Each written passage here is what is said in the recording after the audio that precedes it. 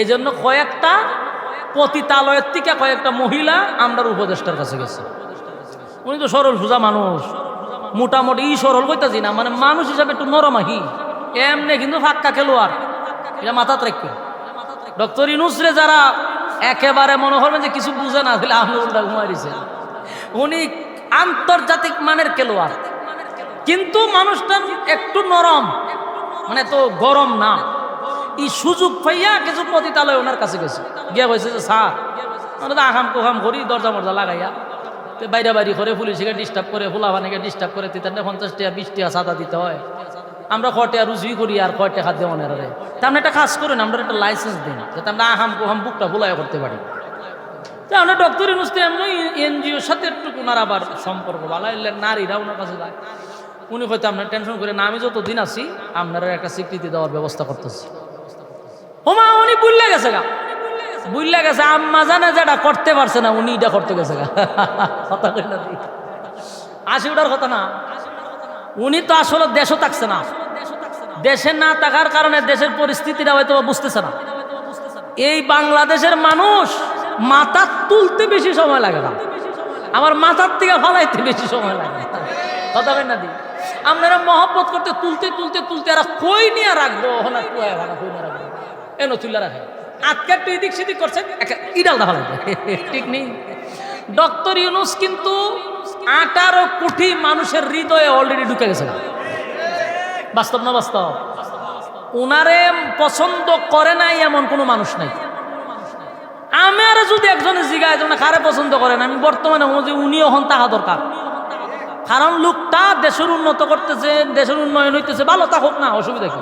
তার মানে আমরার মনেও কিছু মহব্বত আছে, কিন্তু যে খাম কইরা উনি বইয়ে রয়েছে, এটা যদি বাস্তবায়ন হয় তো ওই যে উপরে তুলে রাখছি টাস করে ফেলে দেবো। কিয়ামত তখনই হবে যখন পাপাচার বেড়ে যাবে, কিয়ামত তখনই হবে যখন মানুষ গুনাহের প্রতিযোগিতায় নামবে। আল্লাহর নবীর কাছে বেঈমানরা বারবার বলে কিয়ামত কেন হয় না?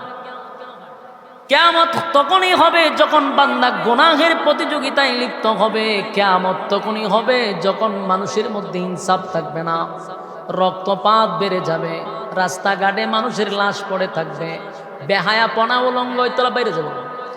এই মানুষের মধ্যে লজ্জা শরম উঠে যাবে, মানুষ গুনাহ করতে গিয়ে ন্যূনতম লজ্জাও পাবে না। দেখেন না আমাদের দেশে নারীরা আকাম কুকাম তো করে তখন রাষ্ট্রীয়ভাবে উপদেষ্টার কাছে গিয়ে হয় আমরা যে আকাম করি, এটার একটা বৈধতা দেন দিকে কথা বুঝতেছে।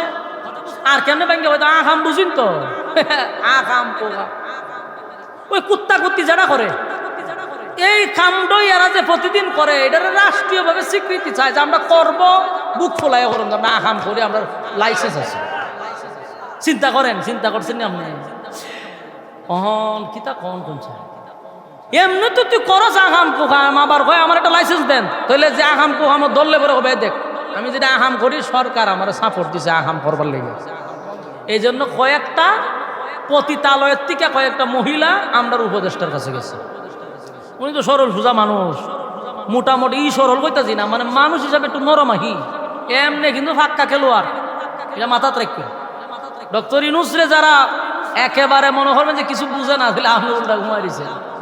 উনি আন্তর্জাতিক মানের খেলোয়াড়, কিন্তু মানুষটা একটু নরম, মানে তো গরম না। এই সুযোগ পাইয়া কিছু পতিতালয় ওনার কাছে গেছে, গিয়া হয়েছে যে স্যার আমরা তো আহাম কোহাম করি, দরজা মরজা লাগাইয়া তো বাইরে বাইরে করে পুলিশকে ডিস্টার্ব করে, ফুলাভানিকে ডিস্টার্ব করে, 50 টাকা 20 টাকা চাঁদা দিতে হয়। আমরা কয়টা রুজুই করি আর কয়টা খাদ্য মনের রে, তা আমরা একটা কাজ করেন, আমরা একটা লাইসেন্স দিন যাতে আমরা আহাম কোহাম বুকটা ফুলাই করতে পারি। তা আমরা ডক্টর ইউনূস এমনি এনজিওর সাথে একটু ওনার আবার সম্পর্ক ভালো, নারীরা ওনার কাছে যায়। উনি হয়তো আপনার টেনশন করে না, আমি যতদিন আছি আপনারা একটা স্বীকৃতি দেওয়ার ব্যবস্থা করতেছি। ওমা উনি বুঝলে গেছে গা, বুঝলে গেছে আম্মা জানে যেটা করতে পারছে না, উনি এটা করতে গেছে গা।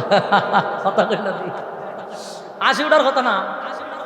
উনি তো আসলে দেশও থাকছে না, দেশে না থাকার কারণে দেশের পরিস্থিতিটা হয়তো বুঝতেছে না।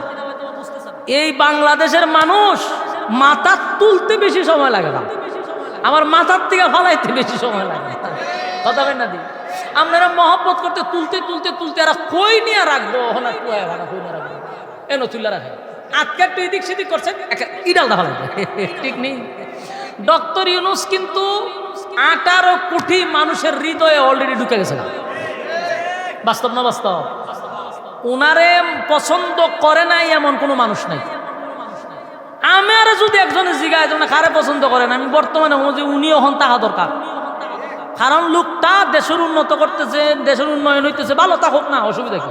তার মানে আমার মনেও কিছু মহব্বত আছে, কিন্তু যে খাম কইরা উনি বয়ে রয়েছে, এটা যদি বাস্তবায়ন হয় তো ওই যে উপরে তুলে রাখছি টাস করে ফেলে দেবো। কথা কেন না দি? মানুষ পতনইবার কিছু লক্ষণ আছে। এই ডক্টর ইউনূস যেইভাবে জনপ্রিয়তা দেশের মানুষের কাছে অর্জন করছে, আল্লাহ মাফ করুক, এই জনপ্রিয়তাটা যেন উনি না হারায়, ওনার জন্য আমাদের মায়া আছে, মহব্বত আছে। এই দুঃসাহসটা আপনি বাংলাদেশে নিয়েন না। বাংলাদেশের মানুষ নামাজ না পড়তে পারে, রোজা না রাখতে পারে, ইবাদত বন্দেগী না করতে পারে, কিন্তু ইসলাম বিদ্বেষীকে মানুষ দেখতে পারে না। এটা কেন বুঝতেছেন না? কেন বুঝেন না? এই দেশের মানুষ সব দেখতে রাজি, সব করতে রাজি। ইসলাম বিরোধী যারা করবে তাদেরকে বাংলার মানুষ সাপোর্ট করে না, করে না, করবে না। তো ডক্টর ইউনূস সাহেব আমাদের সবার সম্মানিত একজন ব্যক্তি। উনি ভালো মানুষ, আমি এটাও বললা রাখলাম যে উনি ভালো মানুষ। উনি দেশের উন্নত করতেছে, উন্নয়ন হইতেছে। একবার একটা মানুষের প্রশংসা না করে পারবেন কেমনে? এই রমজানে যে শান্তিতে গড়ে আসলেন, 16 বছরই শান্তি পাইছে, এটা স্বীকার করেন, পাইছেন নি শান্তি? আমি গত রমজানে আমি লাইভে কয়েকবার আসছি কারেন্ট নিয়ে, কতগুলা মালু বসায় রাখছিল, কতগুলা গুন্ডা বসায় রাখছে ভারতের। ইফতারির সময়টা কারেন্ট নিত গা, তারাবিটা শুরু হইতো কারেন্ট নিত গা, সেহরির সময় খানাত বেশি কারেন্ট নিত গা, কারণ সব তো মালু বসা, সবগুলা মালু বসা ছিল। মুসলমানকে না ইফতারি করতে দিছে, না তারাবি পড়তে দিছে, না চেহারি খাইতে দিছে। এতটা নির্যাতন করছে গোটা রমজান। এই রমজান মাসে আমরা এত শান্তিতে ছিলাম, বুঝা গেছে আমেরিকা বসে কারেন্ট যায় না, ফেলায়ও কারেন্ট হরাইতে পারে, ঠিক নেই? তারাবি শান্তি মতে মানুষ পড়ছে, সেহরি শান্তি মতে খাইছে। যেটা করতেছে ভালো, এটা স্বীকার করতে বাধ্য। মানুষ যদি মানুষের শুকরিয়া আদায় না করে, তাহলে এই মানুষটা আল্লাহর শুকরিয়া আদায় করে না। তো ডক্টর ইউনূসের সব কাজ বালা, আপনি আরো ভালো কাজ করেন। আপনি তাহার জন্য দেশের মানুষ সাপোর্ট করতেছে আপনাকে। আপনি বিদেশ যাইতেছেন, প্রবাসীরা বলতেছে স্যার আর 5টা বছর থাকেন। আপনি বাইতুল মুকাররম নামাজ পড়ার জন্য যাইতেছেন, জনগণ বলতেছে স্যার আর 5 বছর থাকেন। কেন বলতেছে? মানুষ আপনাকে মহব্বত করে মাথায় তুলে রাখছে। কিন্তু যদি আপনি অবৈধ জেনা ব্যভিচারকে লাইসেন্স দেওয়ার চেষ্টা করেন বাংলাদেশে, 99% মুসলমানের দেশে যদি আপনি জেনা ব্যভিচারের লাইসেন্স দেন, আল্লাহর জাতের কসম, 1 সেকেন্ড বাংলাদেশে থাকার অধিকার আপনাকে কেউ দিবে না। সম্মানিত সুধী, এই দেশের মানুষ রক্ত দিয়ে আপনাকে চেয়ারে বসাইছে, রক্ত দিয়া আপনাকে মানুষ কলিজা দিয়ে মহব্বত করে আপনাকে মহব্বতের জায়গায় বসায় রাখছে। আর আপনি যদি 96% মুসলমানের দেশে বেশ্যাদেরকে যদি লাইসেন্স দেন বেশ্যাগিরি করার জন্য, কসম খোদার টেকনাফ থেকে তেতুলিয়া, রূপসা থেকে পাথুরিয়া উলামায়ে কেরামের আন্দোলন শুরু হবে। আমাদেরকে বিশ্রাম করতে দেন, আমাদেরকে উত্তেজিত করবেন না। অলরেডি থাকবে দ্বীন ইসলাম, ইসলামের শত্রুরা, সম্মানিত সুধী, অলরেডি বাংলাদেশের হেফাজত ইসলাম থেকে নিয়ে বহু ইসলামী সংগঠন, ইসলামী আন্দোলন সহ, জামাত ইসলাম সহ যারা আছে সবাই ঐক্যবদ্ধ হয়ে আমরা কিন্তু একটা প্ল্যাটফর্মে আসছিলাম, ঠিক কিনা? এই সরকারের পক্ষে। কিন্তু এখন যে কাজটা বাস্তবায়ন যদি হয়ে যায়, এই দলগুলি নিয়ে আবার মাঠে নামতে আমরা বাধ্য হব। আর সেদিনই হবে শেষ সিটি হবে আপনার কাছে। ঘন্টা বাজার আগে এটা প্রত্যাহার করুন। এই সমস্ত মানুষরূপী জানোয়ারদের পায়ে পাদে ফাও দিবেন না। আপনি নরম মানুষ, আপনাকে তারা ইউজ করে এদেশের 96% মুসলমানের মন থেকে সরানোর জন্য ডক্টর ইউনূসকে এই ফাঁদে ফালানোর চেষ্টা করতেছে রামবামরা। এটা গভীর ষড়যন্ত্র। যখনই দেখছে বাংলাদেশের মানুষ ওনাকে মহব্বত করতে শুরু করছে, তখনই এই একটা ফাঁদে ওনারে ফা দেওয়ার চেষ্টা করতেছে। আমরা আপনাকে মহব্বত করি, আবারও বলছি এই ফাঁদে পা দিবেন না। আল্লাহ উনাকে বুঝার মানার তৌফিক দান করুক। আমি সম্মানিত শুধু যেই কথা বলতেছিলাম শেষ কথাটাই বলে শেষ করে দিচ্ছি। তাহলে যত কিছু সমাজে হচ্ছে, যা ঘটছে, সবগুলো আমাদের হাতের বানানো কথা হয় না? বাস্তব না বাস্তব? আল্লাহ রাব্বুল আলামিন বলেন কিয়ামত যখন আসবে তখন কিন্তু সব আমি ধ্বংস করে দিব। আর এই কিয়ামত তখনই আসবে যখন মানুষ গুনাহের মধ্যে লিপ্ত হয়ে যাবে। সমাজের মধ্যে আল্লাহ বললে বলা কেউ থাকবে না। সেদিন মানুষ জেনা বেবিচার করতে থাকবে, জেনা বেবিচারের লাইসেন্স দেওয়া হবে যেন মানুষ জেনা বেবিচার করতে পারে গর্বের সাথে, নাউজুবিল্লাহ। আর তখন এই ভূমিকম্প শুরু হয়ে যাবে, জমিনের মধ্যে ভূমিকম্প হয় আমাদের গুনার কারণে, আমাদের গুনার কারণে। তাই এমন গুনাহ করব না যেন জমিন আমাদের কারণে, আমাদের পাপের কারণে ধ্বংস হয়ে যায়। আমার যুবক ভাইরা, প্রত্যেকটা জায়গাতে যুবকরা যদি ভালো হয়ে যায়, সমাজ এমনিতেই আমরা আর বড় ধরনের বিপদ থেকে এমনি রক্ষা পাবো। কারণ যুবকরা যদি গুনাতে বেঁচে যায়, ঠিক না? আমার যুবক ভাইয়েরা, কিয়ামতের আলামত হলো সমাজের মধ্যে মদ্যপান বেড়ে যাবে, জেনা বেবিচার বেড়ে যাবে, গান বাজনা বেড়ে যাবে। এগুলা কি সামনে আইব না আইছে? কথা কয় না? নেশা, তারপরে নেশাগ্রস্ত মদ্যপান এখন বাড়ছে না কমছে? হ্যাঁ বাড়ছে। এখন কিশোর গ্যাং বাড়িছে, ছোট ছোট খোলা মানে দাউলে রাস্তা বেড়ে যাবে। এটার হয় বলে কিশোর গ্যাং, ও হেরার একটা গ্যাং আছে।